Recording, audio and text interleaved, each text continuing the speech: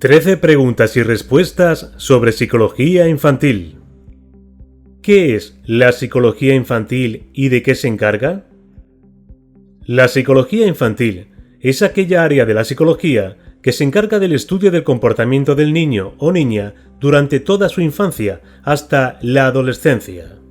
También ayuda y guía en la superación de dificultades psicológicas que puedan existir. Se centra en el desarrollo cognitivo, perceptivo y social.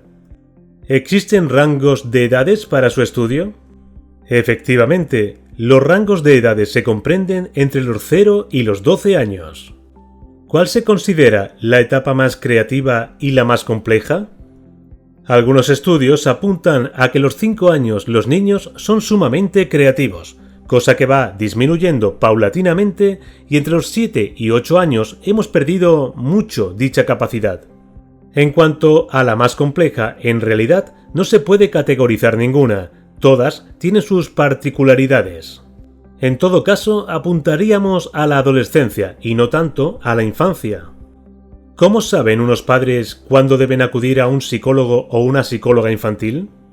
Los padres y madres son quienes conocen mejor a sus hijos. Cualquier padre o madre que se entrega a su cuidado sabrá cuando algo no funciona bien y acudirá a un o una especialista. Igual que acuden al médico cuando detectan síntomas anormales de trastorno físico, tos, fiebre, etc. En psicología es lo mismo. Si el niño o niña no se relaciona, no atiende, no rinde en los estudios, entonces empezará a preocuparse y seguramente solicitará consejo. ¿Qué papel juegan los padres y madres cuando acuden a un psicólogo o psicóloga infantil? Los padres y madres son la clave en la educación e integración social de sus hijos e hijas, son la piedra angular, por lo tanto no se puede tratar al niño o a la niña sin conocer la trayectoria familiar. ¿Cuáles son los trastornos más comunes en el tema que tocamos y cuáles son más complejos de tratar? Los trastornos más comunes son todos aquellos relacionados con los problemas de atención y aprendizaje. Seguramente el TDAH, trastorno de déficit de atención con hiperactividad. Dentro del espectro de trastornos infantiles, el autismo es quizás el más complejo y delicado. ¿Qué importancia tiene a tiempo una buena intervención psicológica en niños y niñas? La misma que en adultos o incluso más, pues es necesario tener paciencia para ganarse su confianza y que puedan abrirse al terapeuta.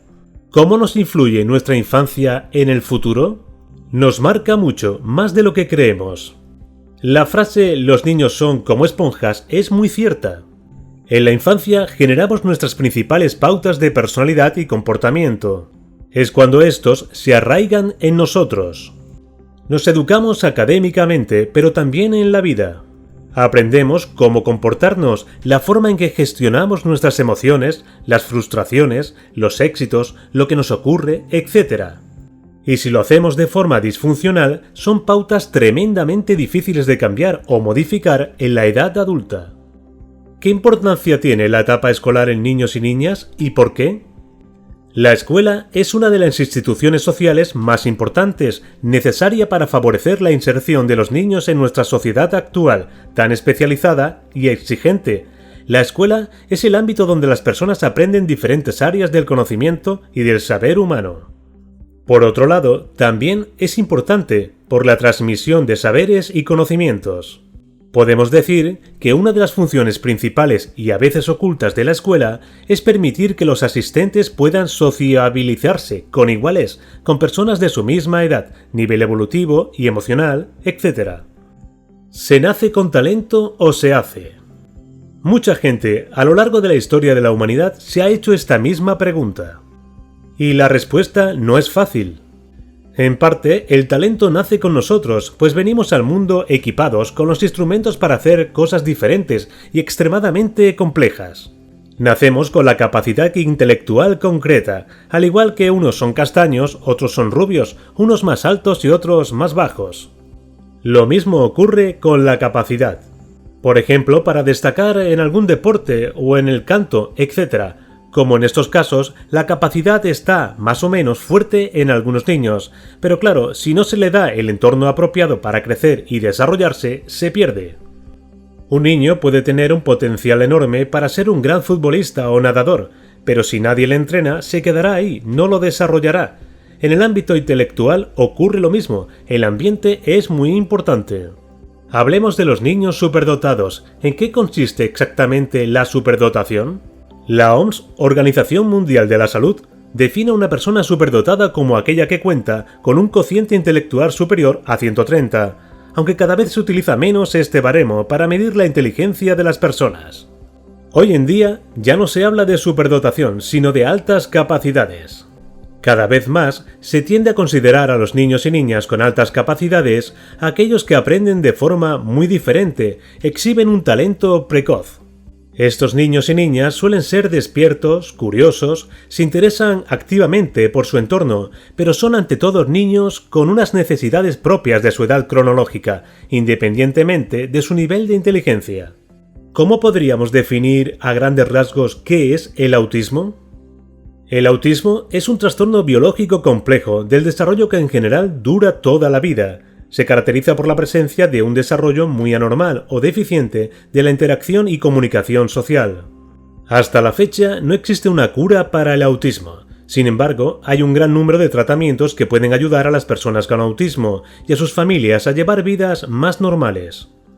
Las intervenciones son intensas e individualizadas y comienzan lo más temprano posible, lo cual da a las personas con autismo la mejor oportunidad de progresar.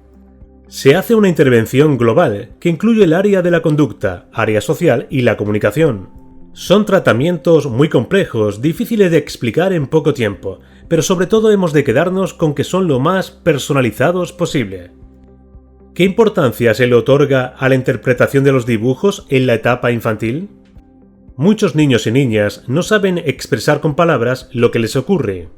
Esto también pasa en adultos, pero en niños es más complejo.